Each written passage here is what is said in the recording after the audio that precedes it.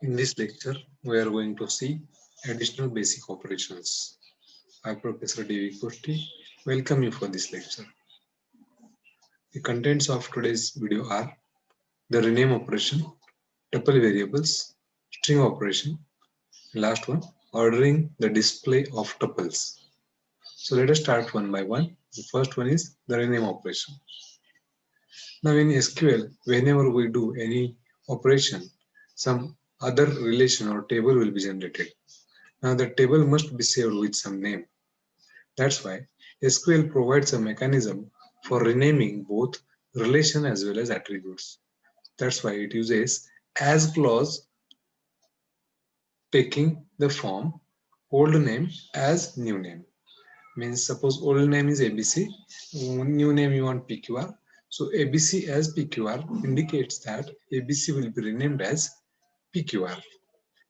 Thus the as clause can appear in both the select as well as from clauses.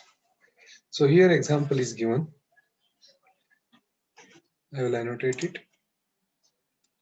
Select customer name, borrower dot loan number, amount from borrower, where borrower dot loan number is equal to loan dot loan number.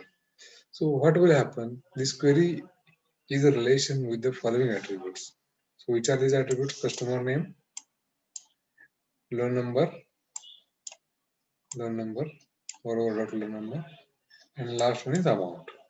So this one amount, and this is what the condition is given.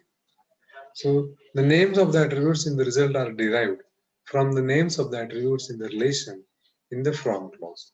So whatever the names are there, these names are derived. So this is customer name. This borrow dot loan number means loan number. The amount is taken as it is amount.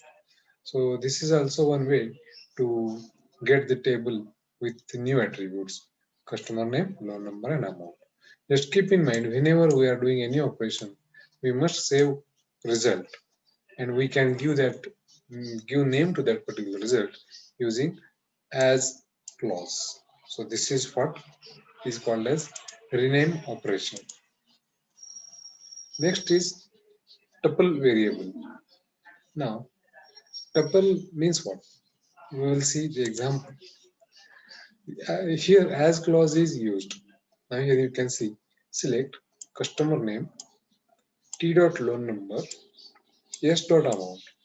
Now what is this T and what is this S? So from borrower as T, so borrower is named as T, and loan as S.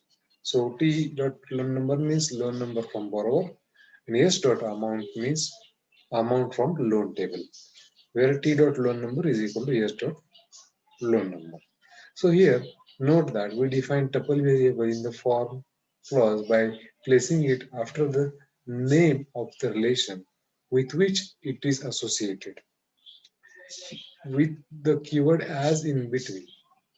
When we write expressions of the form relation name dot attribute name, uh, relation name dot attribute name, the relation name is in effect an implicitly defined tuple variable. So this is called as implicitly defined tuple variable. So borrower dot loan number and loan dot loan number is same as T dot loan number and S dot loan number. So this is called as tuple variables. Next is string operations. So the most commonly used operation on strings is pattern matching using the operator like. We describe the pattern by using two special characters.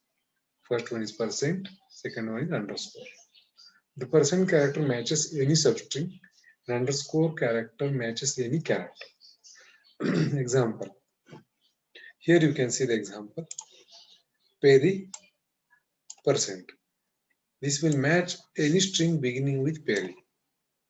Okay. Now percent IDGE percent matches any string containing age.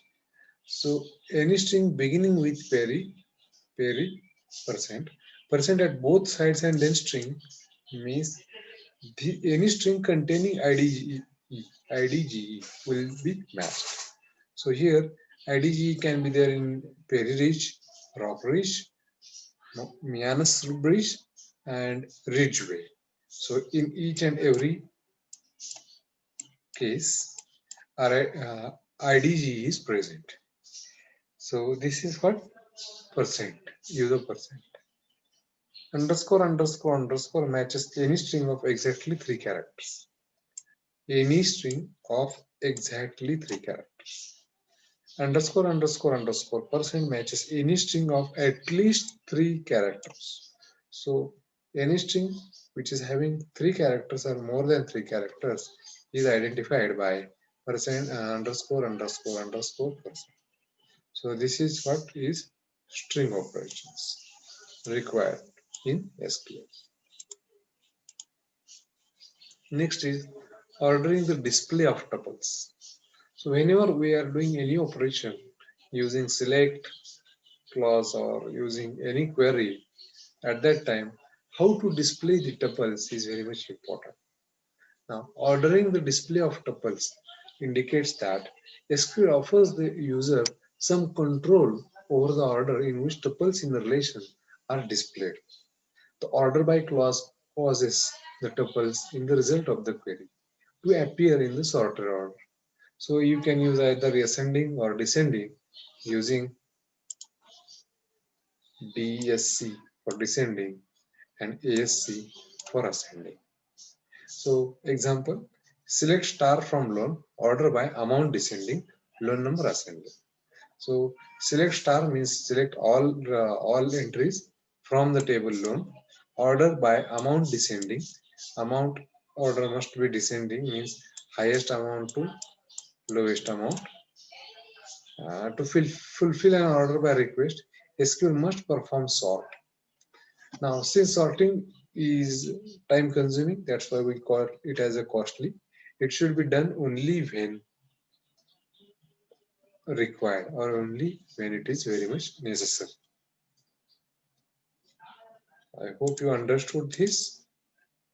The conclusion, this we have studied additional basic operations like rename operation, tuple variables, string operations, and ordering the display of tuple. Slide credit goes to these authors. The book name is Database System Concepts. Happy learning. Do subscribe the channel to get the notifications of new videos. Thank you.